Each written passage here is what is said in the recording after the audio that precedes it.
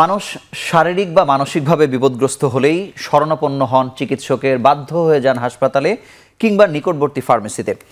সাম্প্রতিক সহিংস পরিস্থিতি সাধারণ মানুষকে উন্মুক্ত স্বাস্থ্য সেবার দরজা পর্যন্ত পৌঁছতে দেয়নি অনেক ক্ষেত্রে। তবে চলমান সংকট পার হয়ে আসার পর আমাদের ভাবনায় ধরা দিয়েছে অনেক কিছু। এসব সংকটেও কিভাবে আমরা নিরবচ্ছিন্নভাবে সাধারণ মানুষের স্বাস্থ্যসেবা নিশ্চিত করতে পারি, আর্থিক ক্ষতি কমাতে পারি, এসব নিয়েই এখন প্রকাশের আজকের আয়োজন। আমাদের আজকের আলোচনার বিষয় সংকটে স্বাস্থ্যসেবা। এ বিষয়ে কথা বলতে আমাদের সঙ্গে যুক্ত হয়েছেন চারজন অতিথি। আমাদের সঙ্গে আছেন অধ্যাপক ডাক্তার হাবিবুর রহমান দুলাল, প্রক্টর ও চেয়ারম্যান, ইউরোলজি বিভাগ, বঙ্গবন্ধু শেখ মুজিব মেডিকেল বিশ্ববিদ্যালয়। সঙ্গে আরও আছেন ডাক্তার মোহাম্মদ হাসান খালিদ, পরিচালক, গ্রিন লাইফ হাসপাতাল, এবং স্টুডিওতে আছেন মোস্তাফিজুর রহমান, ব্যবস্থাপনা পরিচালক, ওয়ান ফার্মা। এবং অনলাইনে আমাদের সঙ্গে ইতিমধ্যেই যুক্ত হয়েছেন অধ্যাপক ডক্টর সৈয়দ আব্দুল হামিদ, সাবেক পরিচালক, স্বাস্থ্য অর্থনীতি বিভাগ, ঢাকা বিশ্ববিদ্যালয়। আপনাদের চারজনকে আমাদের সঙ্গে যুক্ত হওয়ার জন্য আন্তরিকভাবে অভিনন্দন জানাচ্ছি। ধন্যবাদ। আমরা একটি সংকট আসলে বলা যায় যে পার হয়েছি, যে কোনোভাবে হোক আমরা পার হতে পেরেছি, কিন্তু স্বাস্থ্যসেবার সংকটটি এখনও পুরোপুরি যে আমরা পার হয়েছি ব্যাপারটি আসলে এমন নয়। আমি প্রথমে অধ্যাপক ডাক্তার হাবিবুর রহমান দুলাল আপনার কাছে জানবো যে কোনো সহিংস পরিস্থিতিতে আমরা দেখি যে এখানে একটি পক্ষ যুক্ত থাকে, আবার এই পক্ষের বাইরের কিছু মানুষ থাকে যারা কোনো পক্ষেই থাকেন না, তারাও অনেক সময় আহত বা নিহতের মতো ঘটনা ঘটে যায়, যেটি এবারও আমরা আসলে দেখেছি। তো সেক্ষেত্রে হাসপাতালে যখন চিকিৎসা নিতে যান একজন রোগী, সরকারি বা বেসরকারিতে, তখন কি যিনি এই ধরনের সমস্যার সঙ্গে যুক্ত হয়ে যান, আহত হন, তিনি কি কোনো দ্বিধায় পড়ে যান কিনা যে হাসপাতাল আমাকে সেবা দিবে কিনা, বা আমি পুলিশের মাধ্যমে কোনো হয়রানির শিকার হতে পারি কিনা, বা অন্য কোনো ধরনের সংকট থাকে কিনা, আপনি কি মনে করেন? ধন্যবাদ। আসলে এইরকম পরিস্থিতিতে যেই পেশেন্টগুলি হাসপাতালে আসে, কিছুটা দ্বিধাদ্বন্দ্ব অবশ্যই কাজ করে। কারণ এখানে পক্ষ বিপক্ষ যেহেতু আছে, সে যদি সাধারণ নাগরিক হয়ে থাকে, সে ভাবে যে আমি কোন পক্ষে, আমি কি এখানে গিয়ে বিপদে পড়ব, আমি কি পুলিশের হয়রানি হব, অথবা অন্য পক্ষের কোনো হয়রানির শিকার হব কিনা। তবে যাই হোক, কিন্তু হাসপাতাল প্রেমিসিসে যখন একবার এসে যায়, তখন কিন্তু আমাদের দায়িত্ব হলো এই রুগীটাকে সম্পূর্ণভাবে সেবা প্রদান করা, তার যে সমস্যা সেই সমস্যাটা সমাধান করা, এবং তাকে যদি চিকিৎসা দিয়ে ভর্তি করার প্রয়োজন হয় ভর্তি করতে হবে, অথবা যদি কোনো চিকিৎসা দিয়ে বাড়িতে পাঠিয়ে দেওয়া যায় সেটাই করা উচিত। এবং আমরা এই যে চলমান যে সংকট আমাদের কিছুদিন আগে বাংলাদেশে ছিল, সেই সংকটে এরকম অবস্থার আমরা সম্মুখীন হয়েছিলাম, এবং আমরা সঠিকভাবে আমরা সেই ধরনের সেবাটা জনগণকে দিতে পেরেছি। এবং আজকে তো প্রধানমন্ত্রী বঙ্গবন্ধু শেখ মুজিব হাসপাতালে বিশ্ববিদ্যালয়ে আসলে গিয়েছেন আর কি, মানে আপনাদের এখানে কি পরিমাণ রোগী আসলে এসেছে, বা আপনারা আসলে কতটা হিমশিম? আসলে এই যে প্রথম দিকে আমাদের যে যখন নাকি বৃহস্পতিবার এবং শুক্রবার আমাদের ইমার্জেন্সিতে কিছু পেশেন্ট আসলো, কিন্তু শনিবার দিকে আমাদের সবচেয়ে বেশি আসলো আমাদের ইন্টেন্সিভ কেয়ার ইউনিটে। আচ্ছা, আমাদের প্রায় 60টা রোগী ইন্টেন্সিভ কেয়ার ইউনিটে ভর্তি হলো, এবং বর্তমানেও এখন আমাদের হাসপাতালে প্রায় 14টা রোগী ভর্তি আছে। এর মধ্যে কিছু খুব সংকটাপন্ন, যারা নাকি ভেন্টিলেটরে ছিল, ভেন্টিলেটর থেকে উইথড্র করার পর দু একজন ভালো হওয়ার দিকে, কিছু আছে মাঝারি ধরনের আঘাত মাথায়, বিশেষ করে মেজরিটি আঘাতগুলি এবার যে আমরা লক্ষ্য করেছি এগুলি মাথায় ছিল, এবং সবগুলিকেই সঠিকভাবে চিকিৎসা দেওয়া হচ্ছে। কিন্তু এই যে আপনি বলছেন যে ইন্টেন্সিভ কেয়ারে 60 জন এসেছে, এর আগের পরিস্থিতি সবসময় তো আপনারা আসলে ওভারলোডেড থাকেন, মানে এটি আসলে কিভাবে? এটা আমাদের জন্য, বিশেষ করে আমাদের ইন্টেন্সিভ কেয়ার ইউনিট বঙ্গবন্ধুতে এত রাশ থাকে, আপনি জানেন, যেহেতু আমাদের সিটও সীমাবদ্ধ, প্লাস অনেক পেশেন্ট থাকে, তো ওয়েটিং লিস্টে আমাদেরকে তখন বাধ্য হয়ে সাধারণ রুগীদেরকে, অন্যান্য যে রুগীদেরকে কাটেল করে আমাদেরকে এই রুগীগুলিকে ভর্তি দিতে হয়েছিল, এবং যেটা নাকি প্রায়োরিটি ছিল দেশের জন্য এই অবস্থা। ধন্যবাদ। আমি মোস্তাফিজুর রহমান আপনার কাছে জানবো যে বাংলাদেশ যে কটি খাতে আসলে প্রশংসার দাবিদার আন্তর্জাতিকভাবে, বা বাংলাদেশের মানুষের মানে চাহিদার সব ওষুধ তৈরির ক্ষেত্রে, সেটি হচ্ছে ওষুধ খাত। এই চলমান পরিস্থিতি আসলে এই ডিসরাপশনটা কেমন হয়েছে, বা মানে কতটুকু বাধাগ্রস্ত হয়েছে আসলে এই খাতটি? ধন্যবাদ।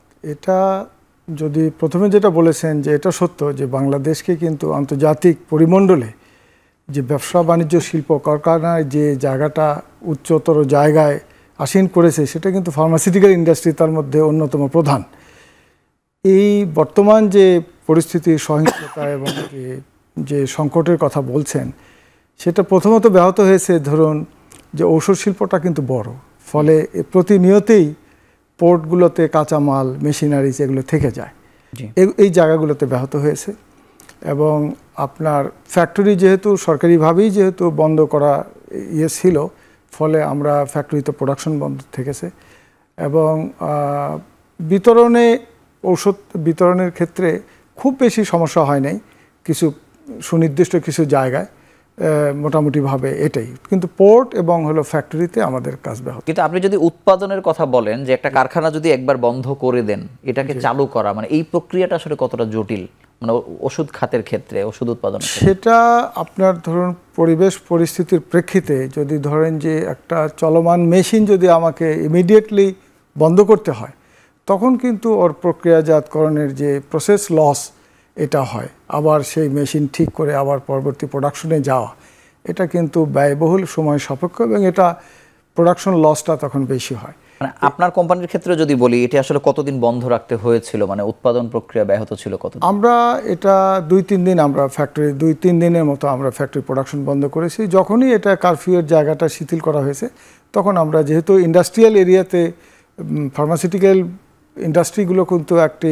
সুরক্ষিত জায়গাতে কম বেশি সবগুলোই, তো ফলে আমরা সেই প্রিভিলেজটা আমরা পেয়েছি, আমরা প্রোডাকশনে এখন চলে এসেছি। মানে বলা যায় যে 2.5 থেকে 3 দিন আপনারা এই ঝামেলার মধ্যে দিয়ে 3 দিনের মতো আমরা বন্ধ রাখি। ধন্যবাদ ডাক্তার খালিদ। আপনার কাছে জানবো যে পুলিশ কেসের ক্ষেত্রে বা সহিংসতার ক্ষেত্রে মানুষের সব থেকে নির্ভরতার ঠিকানা হচ্ছে সরকারি হাসপাতাল, এবং সেখানে তারা যেয়ে থাকে। অনেক সময় আমরা শুনেছি যে বেসরকারি হাসপাতাল এই কেসগুলো ডিল করতে চান না, বা করার ক্ষেত্রে এক ধরনের প্রতিবন্ধকতা আছে। তো এই পরিস্থিতিগুলোতে আসলে আপনারা এই রোগীগুলোকে আসলে সেবা দিতে পারেন কিনা, বা আপনাদের পক্ষ থেকে কোনো দ্বিধা আছে কিনা, বা কোনো অসুবিধা আছে কিনা? ধন্যবাদ আপনাকে। আসলে বেসরকারি হসপিটালগুলোর কিছুটা সীমাবদ্ধতা আছে। আপনি যে কথাগুলো বললেন পুলিশ কেসের ক্ষেত্রে, সাধারণত সরকারি হসপিটালেই পুলিশ কেসগুলো চলে যায়।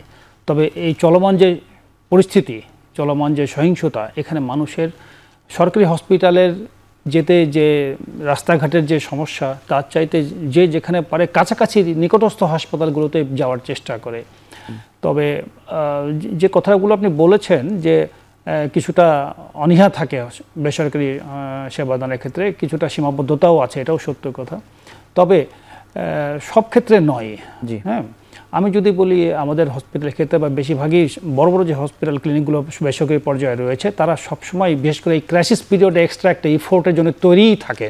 আচ্ছা, নিজেরা ম্যানেজমেন্ট থেকে, যেখানে আমরা জানি যে ইনডোরে রোগী কম, আউটডোরে রোগী কম, তারপরও একটা ক্রাইসিস ম্যানেজমেন্টের জন্য আমাদের একটা বেশিরভাগ হসপিটাল, বিশেষ করে বড় বড় যে রিনাউন্ড যে হসপিটালগুলো আছে, তারা একটা এক্সট্রা এফোর্ট দিয়েই রাখেন, সো দ্যাট কোনো ক্রাইসিসকে ওভারকাম করার জন্য। কারণ অন্য সময়ের যে অর্ডিনারি সিচুয়েশনে যে পেশেন্টগুলো আসে, ক্রাইসিস পিরিয়ডে যে ক্যাজুয়ালিটিগুলো হয়, এগুলোর ম্যানেজমেন্ট একটু ডিফারেন্ট।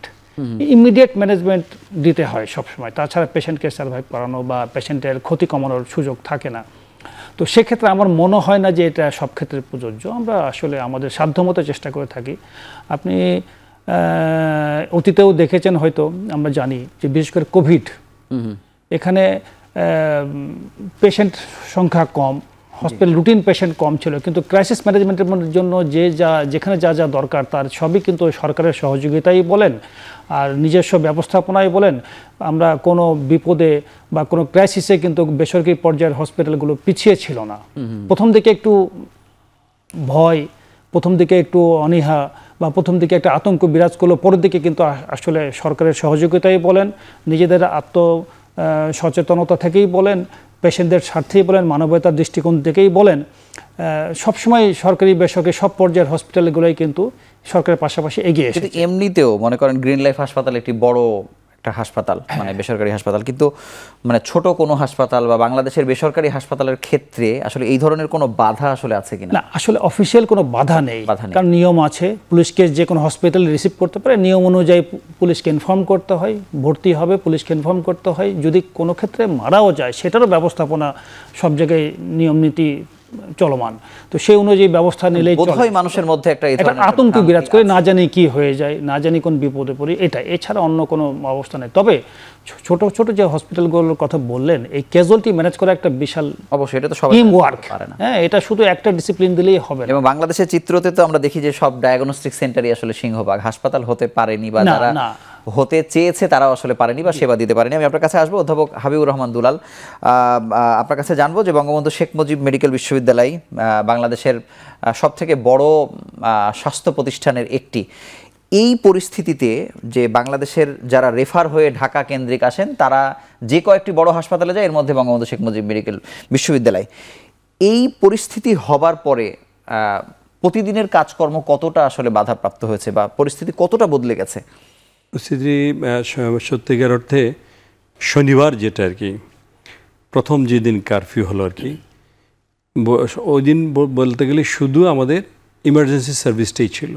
আচ্ছা, আমাদের ইমার্জেন্সি যত সার্ভিসগুলি ছিল, আমাদের আউটডোর সার্ভিস, আমাদের এবং আমাদের যত পরীক্ষা, আমাদের যত আউটডোর ইনভেস্টিগেশন, আউটডোর পেশেন্ট দেখ সব বন্ধ ছিল, যত ইনভেস্টিগেশন, এবং প্রচুর পরিমাণ রোগী, প্রায় 8 থেকে 10,000 আউটডোরের পেশেন্ট আসে, তো সবগুলি ওই দিন টোটালি বন্ধ ছিল। আচ্ছা, তারপর পর্যায়ক্রমে আমরা সরকারের কাছ থেকেও একটা মৌখিক নির্দেশনা পেলাম যে না, আমরা সীমিত আকারে আউটডোরগুলি চালাবো। তারপর প্রথম দ্বিতীয় দিন রোববার থেকে আমরা আসলে সীমিত আকারে শুরু করলাম। সোমবার মঙ্গলবার দিক থেকে আস্তে আস্তে আস্তে আমরা আউটডোরগুলি বাড়িয়ে দিলাম, কিন্তু তাও সীমিত আকারে। সেটা যেখানে 8-10 হাজার পেশেন্ট হতো, আমরা সেখানে মাত্র 1,000, 2,000 এরকম হলো আর কি প্রথম দিকে। আর আমাদের সমস্ত পরীক্ষাগুলি, আমাদের এটা হলো পরীক্ষা সিজন ইউনিভার্সিটির, যেহেতু ইউনিভার্সিটির একটা বড় কাজ হলো আমাদের এই শিক্ষাদান এবং পরীক্ষাগুলি নেওয়া, পোস্ট গ্রাজুয়েশন, এইগুলি সম্পূর্ণভাবে আমাদের বন্ধ এখনও আছে, আমরা এখনও বন্ধ আছে। এটা বড় ধরনের একটা বিপর্যয় আমাদের শিক্ষা ব্যবস্থার জন্য। এবং পাশাপাশি আমাদের যে রিসার্চগুলি, আমাদের অনগোয়িং যে রিসার্চ, অনেক বড়গুলি অনেক রিসার্চ আমাদের হচ্ছে, সেগুলি কিন্তু বাধাগ্রস্ত হয়েছে এই চলমান সংকটের মধ্যে। আচ্ছা, বলতে গেলে যে মেজর অংশগুলি আমরা কাজগুলি করতে পারি নাই। আমাদের সুপার স্পেশালাইজড হাসপাতালেরও মেজর একবার টোটালি বন্ধ ছিল। এবং আপনি যেহেতু একজন সার্জন, মানে সার্জারির বিষয়ে দেখা যায় যে অনেকগুলো চিকিৎসক একসঙ্গে যুক্ত হয়ে সার্জারি করতে হয়, সেক্ষেত্রে সার্জারি কতটুকু আসলে চলমান ছিল? সার্জারি বলতে গেলে রুটিনগুলি সব বন্ধ ছিল। যেমন আমি আমার ট্রান্সপ্লান্ট করতেই বলি, আমাদের শনিবারে রোববারে ছিল ট্রান্সপ্লান্ট, জি, আমাদেরকে সব রেডি, কিন্তু আমরা করতে পারিনি, কারণ অনেকে আসতে পারে নাই। টিমের মেম্বার সবাই বললো যে, ফোন দিয়ে বললো যে স্যার আমি তো আটকা পড়ছি, অনেক দূরে আমার বাড়ি, যাত্রাবাড়ি বা বিভিন্ন লোকেজন আমাদেরকে বন্ধ করে দিতেছিল। বেসিক্যালি রুটিন অপারেশনগুলি টোটালি বন্ধ ছিল, শুধু ইমার্জেন্সি সার্ভিসটা ছিল আর কি। এবং এতে প্রচুর পরিমাণ আমাদের অপারেশনগুলি বন্ধ ছিল, কারণ অনেকগুলি ডিসিপ্লিন, তো সেই ডিসিপ্লিনের সবারই রুটিন কাজগুলি বন্ধ ছিল। কিন্তু এই যে জরুরি বিভাগ খোলা ছিল, সহিংসতার কারণে কিছু রোগী হয়তো এসেছে, কিন্তু অন্যান্য যেসব রোগীদের আসলে জরুরি অবস্থা হয়েছিল, তারা কি হাসপাতাল পর্যন্ত আসতে পেরেছিল এই সময়? সংখ্যা খুব কম, খুবই আসছিল ঠিকই, কিন্তু খুবই একেবারে ইমার্জেন্সি, অ্যাকিউট ইমার্জেন্সি ছাড়া বেসিক্যালি কেউ আসে নাই আর কি। ধন্যবাদ। আমি যেতে চাই অধ্যাপক ডক্টর সৈয়দ আব্দুল হামিদ স্যার, আপনার কাছে জানতে চাইবো, স্যার আপনি আমাকে শুনতে পাচ্ছেন কিনা? স্যার, স্যার আপনার কাছে শুনতে চাই যে এই যে ওষুধ খাত বলি বা বেসরকারি হাসপাতাল বা যেভাবে ব্যাখ্যা করি না কেন, এটির আসলে একটু আর্থিক ক্ষতির একটি বিষয় আছে, মানে এই ক্ষতির পরিমাপটা আসলে আপনারা কিভাবে ব্যাখ্যা করবেন?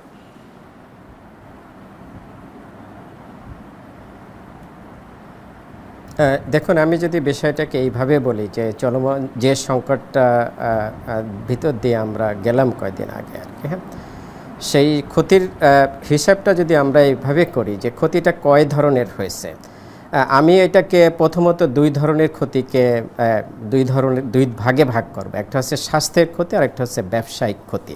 আমি ব্যবসায়িক ক্ষতিতে আসছি। স্বাস্থ্যের ক্ষতির ভিতরে হতাহত যেগুলো হয়েছে সেগুলোতে একটা ক্ষতি নিশ্চয়ই আছে। হতাহতের পরিমাণ মানে সঠিক সংখ্যা এখন আমাদের জানা নাই, পত্রপত্রিকার মাধ্যমে যা জানা যাচ্ছে তাই আর কি। তো সেখানে এই হতাহতের ক্ষতির ভিতরে যাদের মৃত্যু হয়েছে তাদের লাইফের ভ্যালু আছে। যারা এখানে ধরেন যে পার্মানেন্ট ডিজেবলড হয়ে যাবে তাদের যে ইকোনমিক ভ্যালু সেটা নষ্ট হয়ে গেল, প্লাস হচ্ছে তারা সারা জীবন কিন্তু সমাজের জন্য, দেশের জন্য, পরিবারের জন্য কিন্তু বার্ডেন হয়ে গেল। যারা পার্শিয়াল ডিজেবলড হলো তারাও কিন্তু বার্ডেন হলো, তাদের হয়তো কিছু ইকোনমিক ভ্যালু থাকবে বাট তারাও কিন্তু বার্ডেন হয়ে গেল সমাজের জন্য, জাতির জন্য আর কি। হ্যাঁ, এইটা এর বাইরে যে ক্ষতিটা হচ্ছে সেটা হচ্ছে, এবং এদের ট্রিটমেন্টের জন্য যে খরচটা এখন লাগছে, যেটা আমি শুনলাম যে বঙ্গবন্ধুতে জটিল কঠিন রোগী আসছে, ঢাকা মেডিকেলে গেছে বা প্রাইভেট হসপিটালে গেছে, দেখা যাচ্ছে যে এদের ট্রিটমেন্টের জন্য কিন্তু একটা বিশাল অঙ্কের টাকা কোনো ক্ষেত্রে রাষ্ট্রকে বহন করতে হচ্ছে, কোনো ক্ষেত্রে পরিবার বা সমাজকে বহন করতে হচ্ছে। তাহলে সেটাও কিন্তু এক ধরনের বড় ক্ষতি, যেটা একটা অনাকাঙ্ক্ষিত, কারণ এটা তো আমরা চাইনি কেউ এই ধরনের ঘটনা ঘটুক আর কি। হ্যাঁ, তাহলে সেটা কিন্তু ক্ষতি। অন্যদিকে সাধারণ রোগী যারা এই সময় ট্রিটমেন্ট নিতে পারলো না, এই সাধারণ রোগী যদি আমরা বলি, সাধারণ রোগী দুই টাইপের। একটা হচ্ছে ক্রিটিক্যাল ইলনেস, যারা ধরেন যে ক্যান্সারের হয়তো তার কেমোথেরাপি, রেডিওথেরাপি দরকার ছিল, তার রুটিন যেটা দরকার, তার ডায়ালিসিস দরকার ছিল, সে কিন্তু এই সময় নিতে পারে নাই, সো তার শরীর কিন্তু ক্ষতিগ্রস্ত হলো। কেউ কেউ হয়তো মারা যেতে পারে, ডাক্তার এখানে যারা আছেন ওনারা হয়তো ভালো করে বলতে পারবেন। আর এর বাইরে নন ক্রিটিক্যাল ইলনেস যারা, তারাও হয়তো রেগুলার ট্রিটমেন্টটা নিতে পারে না। সো সব জায়গায় কিন্তু একটা ক্ষতির বিষয় আছে। যে আমি স্বাস্থ্যের ক্ষতির বিষয়টা আমি বললাম, আমরা যদি দেখি যে ব্যবসায়িক ক্ষতিকে আমরা এখানে 2-3 ভাগে ভাগ করতে পারি। যেহেতু এখানে হসপিটাল জড়িত, এখানে ফার্মাসিউটিক্যাল জড়িত, এখানে ডায়াগনস্টিক প্রতিষ্ঠানগুলো জড়িত। সো সেখানকার যেটা হয়েছে, সেখানে যেটা বলা হলো প্রোডাকশন 2-3 দিন বন্ধ ছিল ফার্মাসিউটিক্যালে, এটা একটা হিউজ কিন্তু ক্ষতির বিষয়। যে ফার্মাসিউটিক্যাল আমাদের বড় সেক্টর, প্রায় বছরে 40,000 কোটি টাকার এখানে আমাদের দেশীয় বাজারে যে প্রোডাকশনটা হয়, ইন্টারন্যাশনাল মার্কেটে আমরা বিক্রি করি। সো এটা একটা বিশাল মার্কেট, সেখানে 2-3 দিন বন্ধ থাকা মানে ইকোনমি কিন্তু একটা হিউজ ক্ষতি হয়ে যাওয়া আর কি। হ্যাঁ, সাপ্লাই চেইনের ক্ষতি হয়েছে, ফার্মাসিউটিক্যালে হয়েছে কিনা জানি না, কিন্তু হসপিটালে যেহেতু সেবা দান করে, তাহলে এদের সাপ্লাই চেইনে ক্ষতি হলো, রোগী আসতে পারলো না, ওই সময় কিন্তু হসপিটাল সার্ভিসটা দিতে পারতো, অথচ হসপিটালের কর্মীদের কিন্তু, ডাক্তারদের কিন্তু বেতন ভাতা দিতে হচ্ছে। তাহলে সেখানে তারা কিন্তু একটা আর্থিক ক্ষতির সম্মুখীন হলো।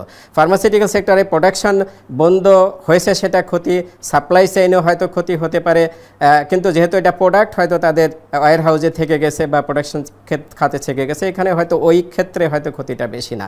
আরেকটা ক্ষতি যেটা আমরা অনুভব করতে পারলাম, এই যে আমরা যত বেশি আধুনিক হচ্ছি ততই দেখা যাচ্ছে যে আমরা নির্ভরশীল হয়ে যাচ্ছি কতগুলো জিনিসের উপরে। তার ভিতরে সবচেয়ে বড় যেটা, সেটা হলো ইন্টারনেট ডিসরাপশন।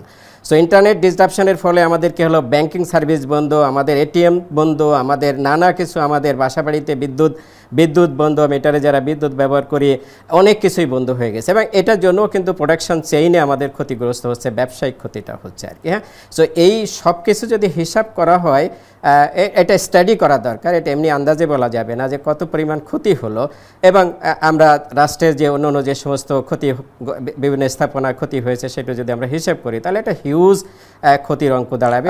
স্যার, আপনাকে ধন্যবাদ, আপনি খুব সুন্দর করে বলা যায় একটা প্রস্তুতি নিয়ে একটা খুব দারুণ করে বলেছেন আসলে ক্ষতির নানা চিত্র। আমি মোস্তাফিজুর রহমান আপনার কাছে জানতে চাই যে আপনি বলছিলেন যে আসলে বিপণনে খুব একটা সমস্যা হয়নি, কিন্তু আমরা সরেজমিনে যেটি দেখেছি যে অসংখ্য বন্ধ ছিল, ফার্মাসি বন্ধ ছিল বা ওষুধের দোকান বন্ধ ছিল। তারা বলেছেন যে 2-3 দিন যাবত আপনাদের কোম্পানি থেকে যারা ওষুধ সরবরাহ করে যায় তারা করতে পারেননি। আসলে এইটাকে আসলে আপনি কিভাবে দেখছেন? না, এটা যখনই এরকম একটা পরিস্থিতির সৃষ্টি হয়, তখন তো ধরেন মানুষের মধ্যে একটা বিভাজন হবে, কেউ খুলে রাখবে, কেউ রাখবে না। কিন্তু যেহেতু এটা পরিষেবা, জরুরি পরিষেবার মধ্যে অন্তর্ভুক্ত ছিল during the time of curfew and other things, তখন কিন্তু আমাদের এটা কিছু অঞ্চলে আমরা এটা দিতে পেরেছি, কিছু অঞ্চল ব্যাহত হয়েছে। এটা কিন্তু খুবই স্বাভাবিক প্রক্রিয়া। আর ঔষধ যেহেতু ধরেন আমাদের দেশের সংস্কৃতির মধ্যেই একটা, আগেও তো আমরা অনেক হরতাল দেখেছি, এটা মানুষের বোধের মধ্যেই আছে যে ঔষধের দোকান খোলা থাকবে, সেই খাতে ব্যাহত হয়েছে, কিন্তু কিছু কিছু জায়গায় আমরা এটা দিতে পেরেছি। আপনাকে অসংখ্য ধন্যবাদ। আমরা ছোট্ট একটি বিরতি নিয়ে আলোচনায় ফিরছি। দর্শক দেখছেন এখন প্রকাশ, ফিরবো কিছুক্ষণ পরেই বিরতির পর।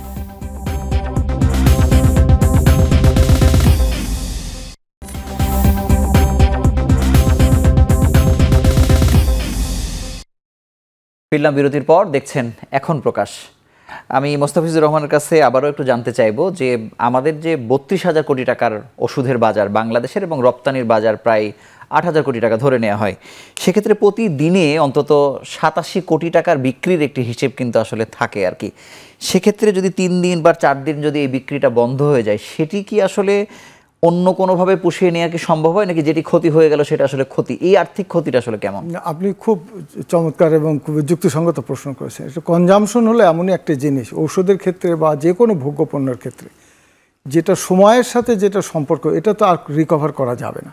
যেটা গতকাল যেটা খাবার কথা ছিল সেটা আজকে তো খাবে না সে, ফলে এটা কিন্তু আমাদের ব্যাহত হয়েছে। আমি সেটাই বললাম যে যখন বন্ধ যখন সব কিছু, তখন তো ধরেন যার প্রয়োজনীয় জিনিসটা সে ক্রয় করতে পারছে না, তো ওই কনজামশনটুকুর ক্ষতি আমাদের হয়েছে।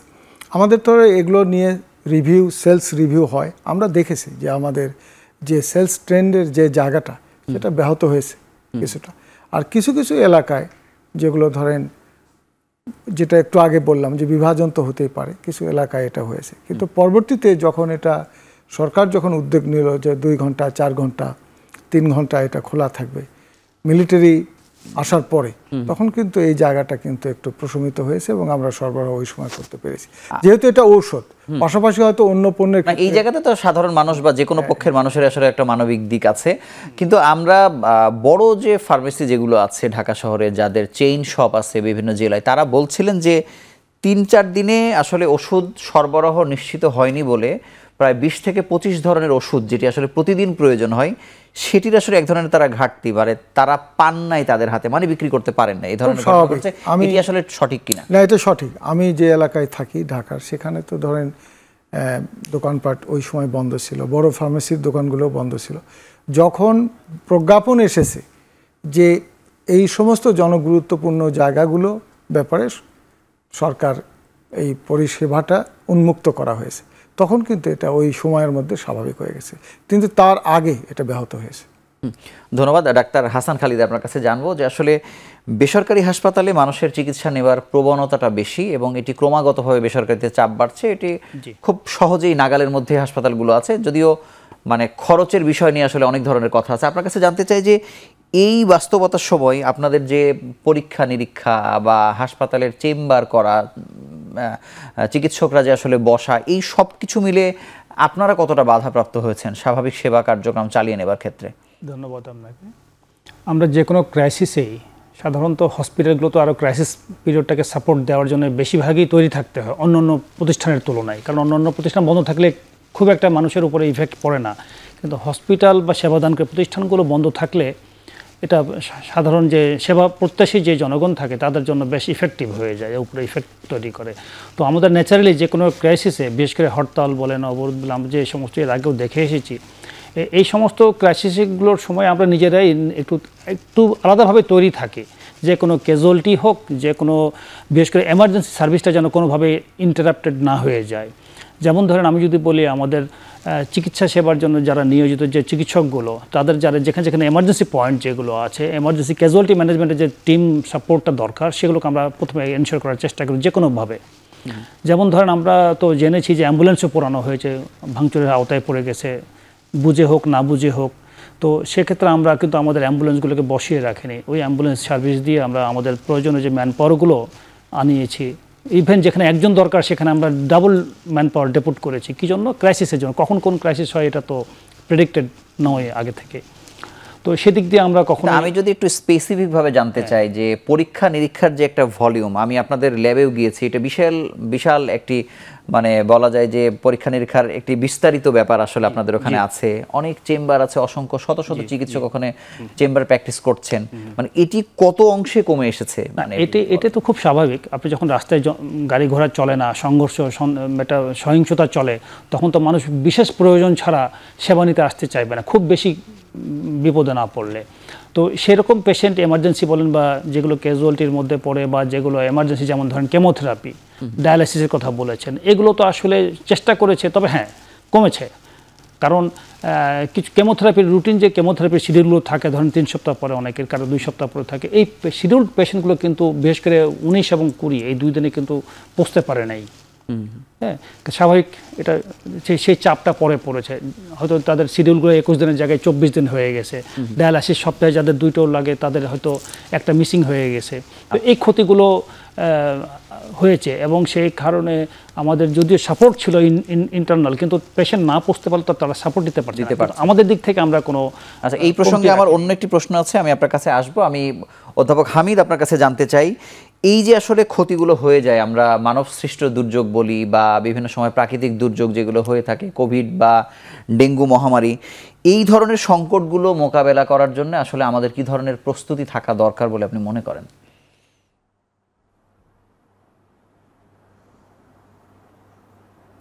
খুব গুরুত্বপূর্ণ কোয়েশ্চেন। তার আগে আমি একটা বিষয় যেটা আমি ভুলে গেছিলাম আগের এপিসোডে, সেটা হচ্ছে যে আমাদের সবচেয়ে যে বড় ক্ষতিটা হয়েছে সেটা হচ্ছে যে যারা অ্যাফেক্টেড হয়নি এই দুর্যোগে, সেটা হচ্ছে যারা আমরা ভালো আছি আলহামদুলিল্লাহ, তাদের মানসিক স্বাস্থ্যের যে ক্ষতি, এটা সাংঘাতিকভাবে ক্ষতিগ্রস্ত হয়েছে। এবং আপনি প্রত্যেককে জিজ্ঞাসা করেন, তারা বলবে যে ফিজিক্যালি আমরা ভালো আছি কিন্তু মানসিকভাবে ভালো নাই।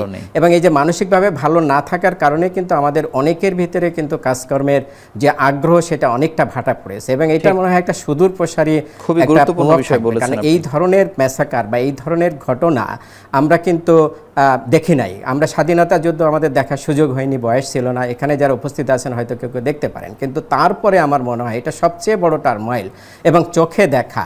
তো সেইগুলো মানসিক স্বাস্থ্যের উপর বিশাল একটা প্রভাব। এটা টাকার অঙ্কে কত হবে এটা হয়তো স্টাডি করে দেখতে হবে। আমি যদি আপনার কোয়েশ্চেনে আসি যে এই ধরনের দুর্যোগে কী ধরনের ব্যবস্থা করা যেতে পারে, প্রথমে হচ্ছে যে আমরা যদি ন্যাচারাল ক্যালামিটিস যদি দেখি, সেটা হচ্ছে যে আমাদের হাতে থাকে না, যে সেই বিষয়টা হচ্ছে যে যেহেতু এটা প্রাকৃতিক বিষয়, কিন্তু এই ধরনের মানব সৃষ্ট যে বিষয়গুলো, বিশেষ করে এই যে ঘটনাটা ঘটলো, এটা কিন্তু আমরা দায়িত্বশীল মহল যদি প্রত্যেককে জায়গা থেকে আরেকটু আমরা দায়িত্বশীল ভূমিকাটা পালন করতে পারতাম, তাহলে কিন্তু এই ধরনের ঘটনা হয়তো বা অ্যাভয়েড করা যেত, এটা পরিহার করা যেত। তাহলে এটা একটা প্রিভেন্টিভ মেজার আমি বলবো যে এই ধরনের ঘটনা, এই এক্সপিরিয়েন্স থেকে আমাদের যেটা উচিত যে ঘটনাগুলো আলোচনার মাধ্যমে হয়তো টেবিল টকে ঠিক করে ফেলা দেওয়া যেতে পারে প্রিভেন্টিভ হিসেবে, সেটা যদি নেওয়া যায় তাহলে হয়তো ভবিষ্যতে এই ধরনের ঘটনা অ্যাভয়েড করা যেতে পারে আর কি। হ্যাঁ, যেটা এই ক্ষেত্রে আমরা ব্যর্থতার পরিচয় দেখলাম সকল মহলের পক্ষ থেকে।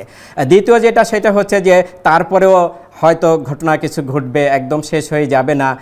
সেই ক্ষেত্রে যেটা করতে হবে কিউরেটিভ মেজার্স। তাহলে কিউরেটিভ মেজারের জন্য এখানে যেরকম আমরা বলছি যে হসপিটালের কথা যদি আমরা ধরি, তাহলে হসপিটালে একদিকে যারা হতাহত হলো তারা ভিড় করছে, অন্যদিকে সাধারণ রোগীরা ট্রিটমেন্ট পাচ্ছে না। তাহলে আমরা যদি এই মুহূর্তে যদি হতাহতের কথাটাই ধরি, তাহলে তাদের ট্রিটমেন্টে সরকারি হসপিটালে হোক আর বেসরকারি হসপিটালে হোক, এখন সরকারি হসপিটালে যেটা হচ্ছে সেখানে রিসোর্সের সংকট আছে। সেখানে বছর ওয়াইজ একটা বাজেট দেওয়া হয়, বছরের মাঝখানে সেখানে বাজেট দেওয়ার সুযোগ থাকে না, বছরের মাঝখানে সেখানে বাজেট দেওয়া যেহেতু সুযোগ থাকে না, তাহলে আপনাকে শুনতে পাচ্ছেন আমাকে? জি, শুনতে পাচ্ছি, প্লিজ। হ্যালো, বলুন।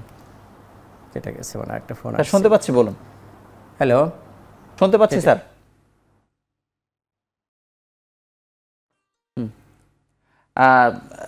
স্যার, আপনাকে ধন্যবাদ। আমরা পরবর্তীতে আবারও যুক্ত হচ্ছি। হাবিবুর রহমান দুলাল, আপনার কাছে জানতে চাইবো যে স্যার এখন কতটা চালু হয়েছে হাসপাতাল, কি সেই ফাংশনাল হয়েছে কিনা আগের মতো? হ্যাঁ, বর্তমানে আসলে একেবারে সম্পূর্ণভাবে আমরা আমাদের বঙ্গবন্ধু শেখ মুজিব মেডিকেল ইউনিভার্সিটির আমাদের শুধু পরীক্ষাগুলি বাদে সম্পূর্ণভাবে service, indoor service, outdoor service, emergency service, investigation সব ফুল প্লেজেডলি আমরা। পরীক্ষা বলতে আপনি পরীক্ষা নিরীক্ষার কথা বলছেন? হ্যাঁ, পরীক্ষা নিরীক্ষা সেটি শুরু হয়নি এখনো? না, পরীক্ষা নিরীক্ষা সব শুরু হয়েছে আর কি। আমরা সবই শুধু পরীক্ষাগুলি নেওয়া ছাড়া ছাত্রদের বাকি সব কার্যক্রম শুরু হয়ে গেছে। ধন্যবাদ অধ্যাপক হামিদ। আপনি আমাদেরকে 1 মিনিটের মধ্যে আসলে বলবেন যে আসলে এই সংকট সমাধানে আসলে আমরা কি করতে পারি বা আপনার পরামর্শ কি?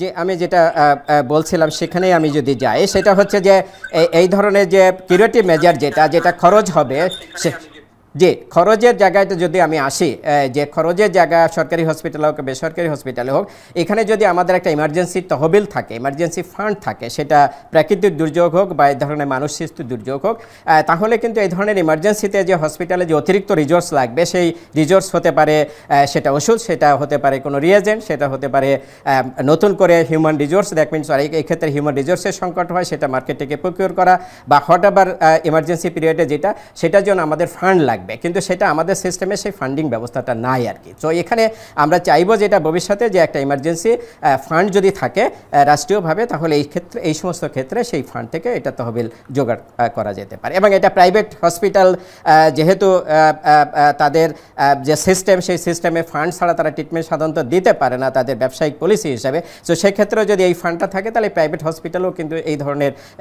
সেবা দিতে আগ্রহী হবে ভবিষ্যতে।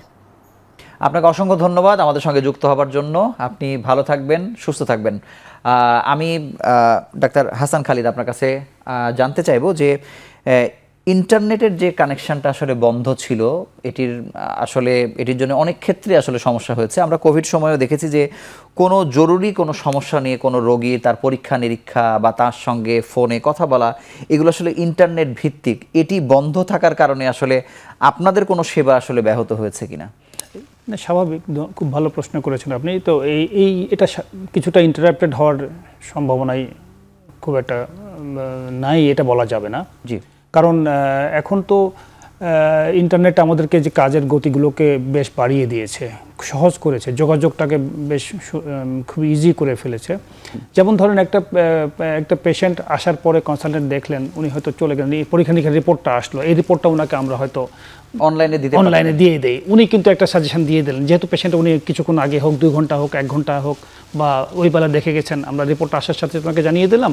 তো এই রিপোর্ট একটা সলিউশন কিন্তু আমরা আমাদের মেডিকেল টিমটা পেয়ে যায়, পেশেন্টও সেটা অ্যাকর্ডিংলি চিকিৎসাটা পেয়ে যান। এই ক্ষেত্রে কিছুটা তো ব্যত্যয় ঘটেছেই, সেটা হয়তো মোবাইলে তাকে যোগাযোগ করতে হয়েছে, যে অনলাইনের যে ফ্যাসিলিটিসটা সেটা হয়তো আমরা নিতে পারিনি। তবে এটা তো অবশ্যই একটা রোগীদের উপরে, একটা চিকিৎসা সেবার উপরে কিছুটা হলেও প্রভাব ফেলেছে। তবে তাতে এই নয় যে মানে আপনাদের সাধ্যমতো আমরা আমাদের সাধ্যমতো চেষ্টা করেছি, অন্য কোনো ওয়েতে আমরা সেই কভার আপ করার চেষ্টা করেছি। আপনাকে অসংখ্য ধন্যবাদ। আমরা আরও একটি বিরতি নিচ্ছি। দর্শক দেখছেন এখন প্রকাশ, ফিরছি কিছুক্ষণের মধ্যে।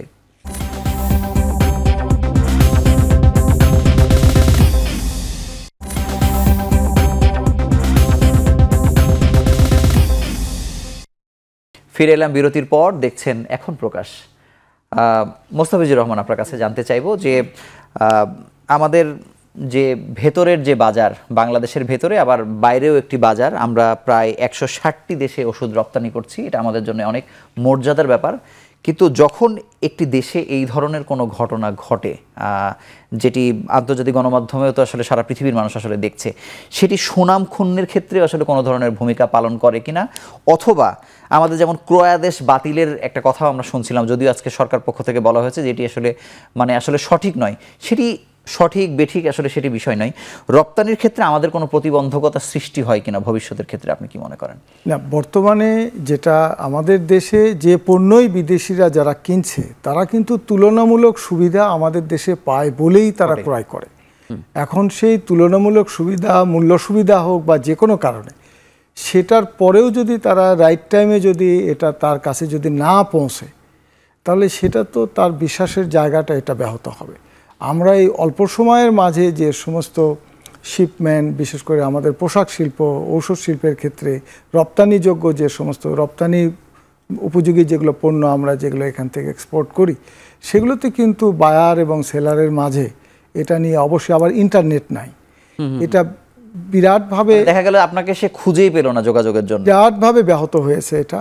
সেটা ধরুন যে ডোমেস্টিকের ক্ষেত্রে যদি বলেন যে একটা ফার্মাসিউটিক্যাল কোম্পানিগুলো কিন্তু অনেক গোছানো, কমপ্লায়েন্স এবং হলো প্রফেশনাল লোকেরা কাজ করে, প্রত্যেকটা ডিপার্টমেন্টই কিন্তু ফাংশন করতে পারে না। ইভেন একটি ওষুধের দোকানের সাথে তো আপনাদের যোগাযোগ এখন মানে ইন্টারনেট নির্ভর হয়ে গেছে। এখন সবকিছুই তো ধরেন যে মেডিকেল ইনফরমেশন অফিসার যিনি মাঠ পর্যায়ে কাজ করছে, তিনি তো তার মোবাইল থেকেই তার অর্ডার রেইজ করে সেটা কিন্তু ইনভয়েস পর্যন্ত কিন্তু সে মাঠে থেকেই করতে পারবে।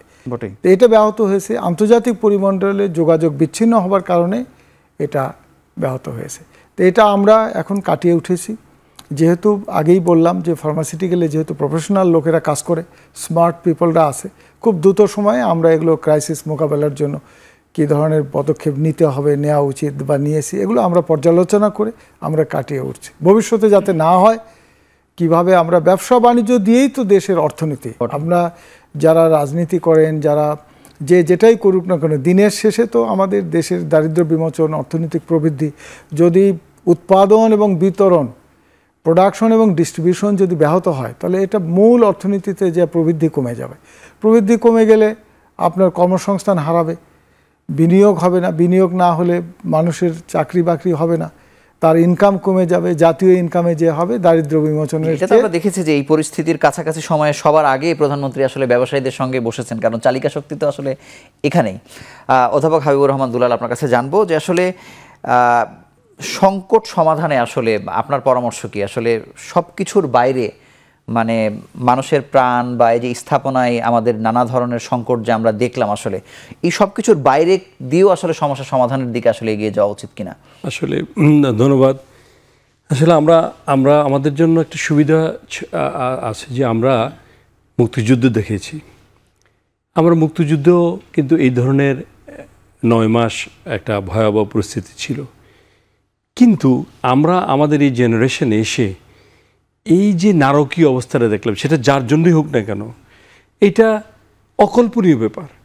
এই 2 দিনের মধ্যে বাংলাদেশে যেই পরিমাণ নারকীয় অবস্থার সৃষ্টি হয়েছে সেটা অভাবনীয়, এটা মানে আমাদের কল্পনার বাইরে। মানে এটা সমাধান অন্যভাবে হতে পারত, এটা সমাধান বিভিন্নভাবে করার ছিল। মানে এটার মানে সব থেকে ভুক্তভোগী তো আসলে হয়েছে সাধারণ জনগণ, শুধু সব কিছুতে তো সাধারণ জনগণ। এই যে আমার বিটিভি পড়লো, সেটা কি আমার না সম্পত্তি?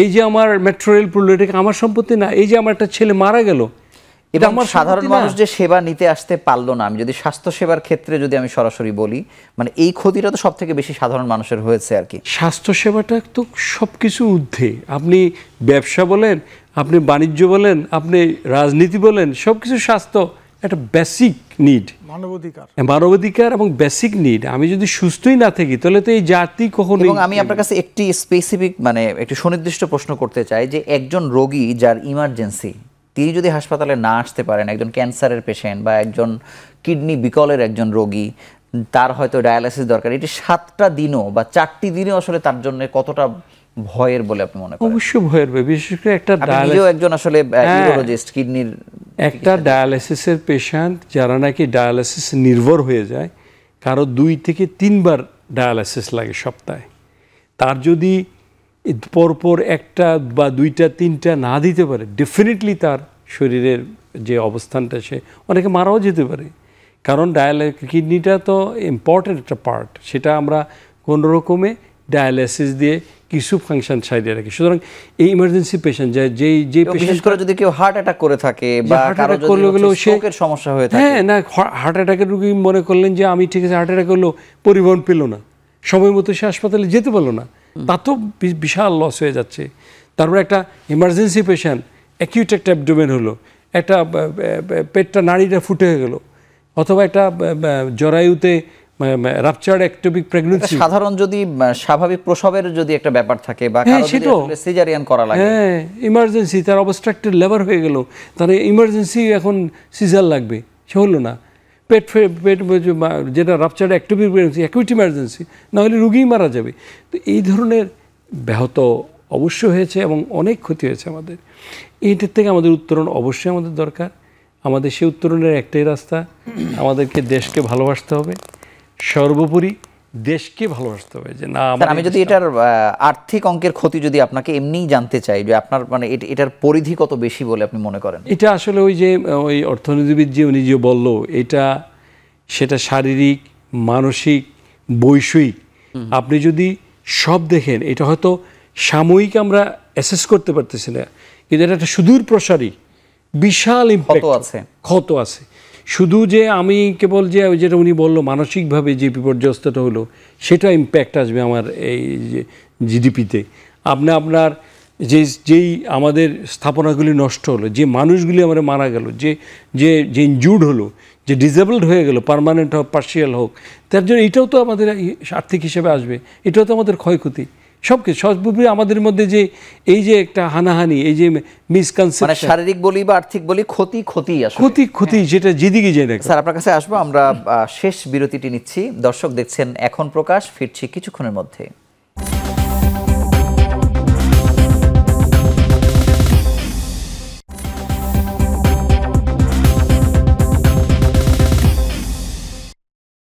ফিরলাম বিরতির পর, দেখছেন এখন প্রকাশ।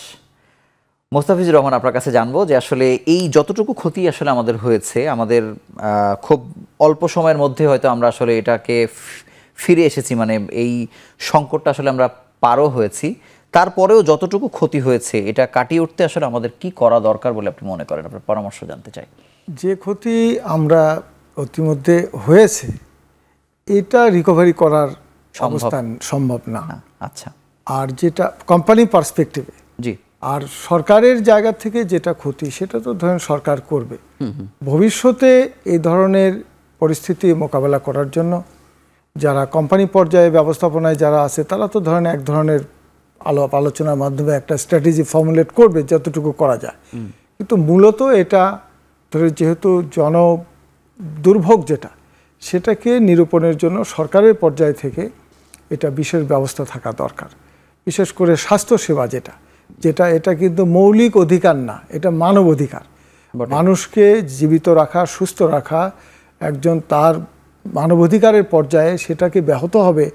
রাষ্ট্রের যারা দায়িত্বে আছে তাদের প্রধান দায়িত্বের মধ্যে এটা একটা, মানুষের জীবনের সাথে সম্পৃক্ত যেগুলো সংশ্লিষ্ট সেটাকে করার জন্য জরুরি সেবা, বাড়তি লোকজন দেয়া, এমার্জেন্সি সার্ভিসের জন্য সংশ্লিষ্ট যারা তাদেরকে দিয়ে এটাকে সচল রাখতে হবে। এটা মানুষের জীবনের সাথে যেটা সরাসরি জড়িত সেটাকে বিশেষ গুরুত্ব দিয়ে করতে হবে, এটাই হলো আমার প্রত্যাশা। আপনাকে ধন্যবাদ। ডাক্তার হাসান খালিদ, আপনার কাছে জানবো যে এই যে বেসরকারি হাসপাতালে মানুষের যাওয়ার প্রবণতা বাড়ছে, মানুষ বাধ্য হয়ে আসলে যাচ্ছে বা ভালো সেবা পাওয়ার আশায়, এই সংকটকালীন সময়গুলোতে আসলে আপনাদের প্রস্তুতি আরো কত বেশি থাকা দরকার এবং মানুষ যেন নির্বিঘ্নে যে কোনো পরিস্থিতিতে আসতে পারে সেই জায়গাটাও আসলে কতটা খোলা রাখা দরকার বলে আপনি মনে করেন? ধন্যবাদ আপনাকে। আসলে যে কোনো পরিস্থিতি, যে কোনো দুর্যোগে, সে প্রাকৃতিকই হোক আর মানব সৃষ্টই হোক অথবা যে কোনো ক্রাইসিসই হোক না কেন, ক্যাজুয়ালিটি তো ক্যাজুয়ালিটি যে কোনো জায়গায় আসতে পারে। তবে আমাদের যেটা করতে হবে যে আসলে যে কোনো দুর্যোগের জন্যই আমাদের তৈরি থাকতে হবে। আমাদের ক্যাজুয়ালিটি টিম ম্যানেজমেন্ট সরকারি বেসরকারি সব পর্যায়ে আন্তরিক সেবা দেওয়ার জন্য যা যা প্রস্তুতি দরকার, যেমন আমি যদি বলি অনেক হসপিটালগুলো ক্যাজুয়ালিটির টাইমে পেশেন্টগুলোকে রিসিভ করতে চায় না। ওই যে আপনি বলেন অনাগ্রহ, তার একটা কারণ হচ্ছে ম্যানেজমেন্টের অভাব। সব পেশেন্ট তো ম্যানেজ করা যায় না, ক্যাজুয়ালিটির জন্য একটা টিম সাপোর্ট দরকার। এই টিম সবসময় সব জায়গায় থাকে না। তো সেক্ষেত্রে আমি বলবো ক্যাজুয়ালিটির কথা মাথায় রেখে সরকারি বেসরকারি ছোট বড় সব, প্রাইভেট হোক গভর্নমেন্ট হোক, সব সেক্টরেই আসলে একটা প্রস্তুতি আমাদের থাকা প্রয়োজন। কারণ আমরা অতীত থেকে যেভাবে দেখে আসছি, যখন যে কোনো সময় যে কোনো একটা ক্যাজুয়ালিটি হয়ে যায়, সে একটা রোড অ্যাক্সিডেন্ট থেকেও হয়, কোনো ফায়ার সেট আপ থেকেও হতে পারে, প্রাকৃতিক দুর্যোগ থেকে হতে পারে, আবার এরকম সহিংস যে কোনো পরিস্থিতির কারণেও হতে পারে। তো সব ক্ষেত্রেই আমাদের একটা আসলে পরিস্থিতি বিবেচনায় ভবিষ্যতের কথা যদি আমরা চিন্তা করি, তাহলে একটা টিম এমার্জেন্সি ক্যাজুয়ালিটি টিম ম্যানেজমেন্টের সাপোর্ট সর্বক্ষেত্রেই থাকা উচিত, ইনক্লুডিং ফাইন্যান্সিয়ালি সাপোর্ট থাকতে হবে। কারণ ফাইন্যান্সিয়াল ম্যানেজমেন্ট ছাড়া তো আপনি সাপোর্ট দিতে পারবেন না।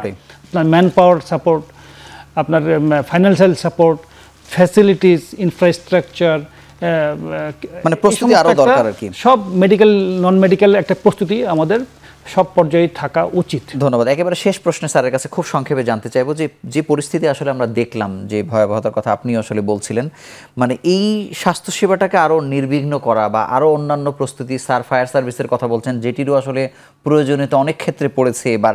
এবং আমরা একটি জায়গায় দেখেছি যে মানুষ 999-তে কল দিয়েছে, গড়ে 22,000 বার কল দিয়েছে। সেক্ষেত্রে আসলে এই পরিস্থিতিতে আসলে এগুলো সামলানো আসলে সম্ভব হয়নি। এই সামগ্রিক দিক থেকে আমাদের আরও কত প্রস্তুত থাকা দরকার বলে আপনি মনে করেন?